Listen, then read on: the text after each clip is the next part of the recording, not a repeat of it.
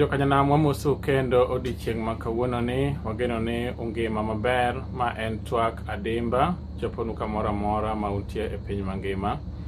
Koro kawuono wan gi wendo ma ok en wendo ahinya, osebiro e twak adimba kendo en gi series mare kata en gi chenro mare ma pod odhigo mbele, pod otemo jiwogo jothurwa e chenro mopogore opogore. Koro iluonge ni Mama Ella, nosewacho nyinge mang'eny, koro kawuono ok obi chako timo introduction nikech mano nuoyo mang'eny ahinya, to obiro mana mosou matin and then obiro dhi mbele gi wach mar duondwa, sana sana ne duol ne mine moyudo nyithindo mokwongo, mine manyien, first time mothers gi dho ngere. Obiro ng'isowa kaka ginyalo tiyo gi duondgi sana sana e pinje mag Angola, pinje maboyo, pinje mag loka, gi challenges kata chandruok kata shida ma samoro ginyalo yudo e pinyni kata piny ma Kenya be samoro chalre. Koro joma mine dwaro our support, gidwaro mondo wajiwgi kendo mondo wakonygi e yore mopogore opogore. Koro obiro temo loso, obiro temo twak kuom weche mag joma mine mokwongo e pinje mopogore opogore gi experience mare, kaka en bende osedak kata gik moseneno, kendo geno ni mae biro konyo jothurwa moko kamoro amora ma gintie mondo ji oyud samoro rieko moro mane ng'ato onge go mondo okony ng'ato e ngimane. Koro wameduru subscribe e Twak Adimba YouTube channel to gi wane videos mondo chenro ni omed dhi nyime maber. Koro uru kamano nyikwa Ramogi, wendo biro mosu mana matin and then wabiro chako twak kode e wach mar duondwa ni machiegni wendo. Erokamano, mosou kendo and mora ahinya kuom yudo thuolo kendo mar duogo e Twak Adimba. Aparo na biro ga mang'eny, to seche mabiro kabiro to abiro gi chenro mopogore opogore, but the main thing en mana duondwa podi. Koro pod adwa expound on duondwa kawuono kaka miyo, and miyo ma is a first time mother. Ang'e ni nitiere jok moko mang'eny bende mantiere oko kuro be ma go through the same thing, you know. Yeah, it's a beautiful thing. It's really a beautiful thing. Okay. Koro ka wadhi mbele to in ere kaka ineno ka joma mine sana sana mine manyien kata mine moyudo nyithindo mokwongo, ere kaka ginyalo tiyo gi duondgi e familia margi kata e community ma gidake kata e nyuolagi, ere kaka inene? Okay, kaka miyo ma is a first time mother, seche moko duol no endo oonge go kata, like duol rumo by the time mama osekelo nyathi ot mo odhi through labor, and before labor nitiere pregnancy ma really changes you olo ki mopogore kaka ne intiere. Koro we might not have duol mar wuoyo about what we are going through, but what depend on society, like community mo wuoke mondo omiwa duol. Most of the time saneno gande kata mana kwa compare dala to gi piny mar Angola kaendi, ibo yudo ka mama miyo ma for the first time a mother, we find like duolo cow from us in case the comments mo yudo from the community or the society. First of all, bedo gi nyathi mokwongo changes you, like it changes your body completely, you know. Mano is something ma we are not prepared for. To kar mondo ng'ato ng'isi kata ni nyathini chal kama ori jaber, or you know the comments I used to have, ng'ato biro mang'isi ichwe, you know. Ichwe, seche moko you are dealing with that already. Ichwe, yes, ikelo nyathi, you worked so hard, some people for 9 months just to create that life, you know. You're supposed to be appreciated, but instead wabedo gande taken down nikech of the comments ma yudo from the society. Kora namedo mana jiwo jopiny mondo wabede uru jok ma empathetical, you know. Most of us might not experience the real process of bringing a life into the world, but it is not easy. Wabede uru jok moko ma are lenient and understanding and are accommodating to women machal kodwa kamaini. Yeah. Yeah, iparo nade kain miyo manyien kuongo to samoro ine dala moro kata kamoro familia moro to ino ka odiyo ere kaka inyalo temo kasi bini podi tuo nikech pok ichango maber kia e hospital kama ne yudo nyathi. Ere kaka inyalo ere channels minyalo tiyo go mondo mi express kata mondo mi duondi owinjre kamidake? Sincerely speaking, kapo nono ni family ma intiere godo kata community ma intiere godo ok nyal come through for you, then I think ni platforms like Yeki is a good place to cry out if it is too bad. Donge wasewinjo mine ma there's something called postpartum depression. Okang'eyo kaka iluonge gi dholuo, but en chandruok mar brain. It messes you up completely, you know. Ok nyal understand. And in fact, in the Luo culture, wanyalo paro kata ni koro mama no dhere ahinya. Mama no endo dak bed strong, oyuagore ahinya. But you never know what that woman is going through. You never know the kind of experience man you go through when she was maybe in labor, or you know, why you don't nyithindo e yore mopogore jomoko yudo gi natural birth, jomoko yudo through C-section, you know. Like an kawuoyo experience mara nyathina no biro when I didn't even expect it, you know. That was a shock on its own, because I was expecting my baby in June 30th. She was supposed to be a summer baby, and then she came very, very early, like in April 16th, you know. So that means she came like 11.5 weeks early. So she was 29 weeks and 4 days. Koro asekelo nyathi mathin kamano ma pod need a lot of care, a lot of love, and she's still in the NICU, that is neonatal intensive care unit, hospital. So what you call like 46 days there, don't you? But ibo yodo ka ngato kata ka ungisini orna picture, you know. Sometimes I don't even post the pictures because it's really an emotional journey I'm going through right that time, you know. And okanyal mana keto picture. I'm a very visual person. I go picture.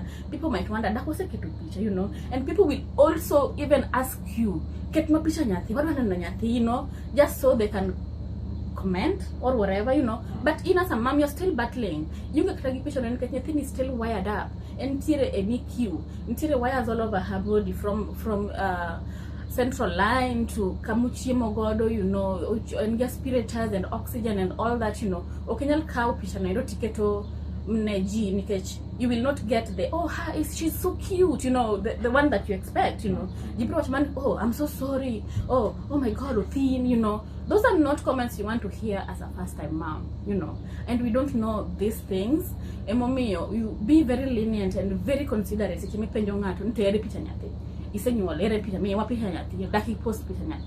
Be very understanding and be willing at least to listen to this mom, you know. Don't just demand things.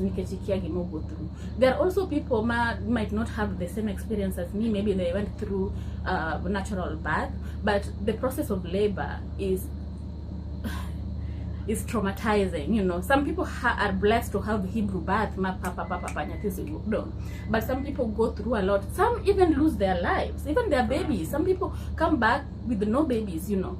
All these are problems when anyone as a community we are aware of, you know. Through all that, it's just geo community wabed jokma are self-educated, you know. Learn about these things, or at least be willing to listen, be willing to reach out. Through all that, I can say I've even lost friends because I have no time to even call to check on people right now. I'm just concentrating on praying for my baby to make it, you know, being there, pumping, breastfeeding so that she can make it, you know. So I need people to reach out to me, asking me, how is the baby doing? How are you doing? You know, oh, your baby is beautiful. Your baby, you know, something to make you feel like, okay, you might have gone through all that trauma, but still it's natural, it's normal, and you have a life that you brought and it will be celebrated, you know. Yeah, mana iwache maber ahinya kendo adwaro mana timo follow up gi listening piece mangiso ni korka winjo ngama miyo. Iparo ni joma ute, let's say joma chuo kata wuon nyithindo kata jo ot, and let's say ni jo family jo dala no, kata jo no, ere kaka ginyalo winjo ng'ama miyo moyudo nyathi ere yore ma ginyalo bedo go good listeners ang'o ma ginyalo timo mondo mi mama ni bende oneni iwinje. Yeah. Okay, so for people who have not gone through birth, just reach out to that woman has just gone through the experience, you know, be there. Like, and I've received calls from people who have not even been mothers. Some of them don't even want children, you know, but surprisingly, there are people who are reaching out to just check on me, to ask me how I'm doing, you know. And then I'm also lucky, ni anto and gi partner my supportive. I also have at least an experienced mother-in-law, manya lokonya epin marangola, and most of us don't have that, you know. And then Dala to Nananoka, it was like a community. When you give birth, it's like a community thing. People bring food, you know, they help you. You are in pain, you are healing, you need to nourish yourself so that you can be able to provide food for the baby, you know. So I feel like me as men or as partners, if our partner has gone through that, we should really step up and kataken maname just katayat mo or just chiemo. Let's just try, and even feeding the baby, helping with baths, even diaper changes, you know, it's a lot. It's really a lot. Koro angeyo kaka one chuo in the African culture wabedo brought up in a way that is a woman's job. I'm sorry to say, that's a woman's job, and it's not even manly to do that. But I will just appeal when it comes to that, especially the few months of birth, let's just help our partners or our relatives as much as we can, you know. And if I have all this support, mawachone, and I still find it difficult, I can only imagine the support. Because we have single mothers, we have people who are not in relationships, they have to co-parent, you know, and they're alone. You can imagine what they are going through. It is not easy, you know. When I was getting pregnant, or when I was pregnant, when the baby come, it will be so blissful. Every time it will be in the beach or maybe waterfront, selfies, hey, it's different. Okay, shock on us. It's really different and it's tough. But at the end of the day, you see your baby and the joy of it surpasses all the pain that you're going through. Oh, wow. Mano ber kabisa. Koro watieko sadi pio kabisa kami nia obire to akadimba kena ngome sare ngomo pogore. Koro kwatieko wach mana gimoro achiel kende. Wabro dhi mbele gi series mar Duond Mine kendo, but wachane wach achiel mam osemori nyaka ne yudi nyathi matin. Wachachiel manyaka ne mora kana yudo nyathi matin is the milestones that this baby is reaching, you know. As a first-time mom and a NICU mom, a mom to a warrior, you know, you have so much worry about the welfare of the baby. I used to even panic in the middle of the night and just check on her because do breathe, you know. I'm just on the internet reading. But when I see her reaching all these milestones, like right now she is 3 months old technically, but and 2 weeks old since her due date. But she's already smiling, like social smiling, you know. Those things like melts my heart. As a community, I will just appeal this mama is celebrating these little things.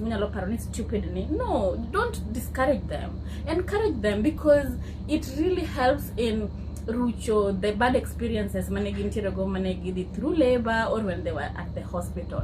Do not shut them down. No, be supportive. Yawa asayo jokanyana. Okay, koro watieko mano kawuono. Oriti wiji ni kwara moge juang wabonandra kero chieng' machielo gone gi oriti. Aonge gi mang'eny modong' wabro medo wacho kwa wacho Duond Mine ero uru kamano. Okay, oriti uru.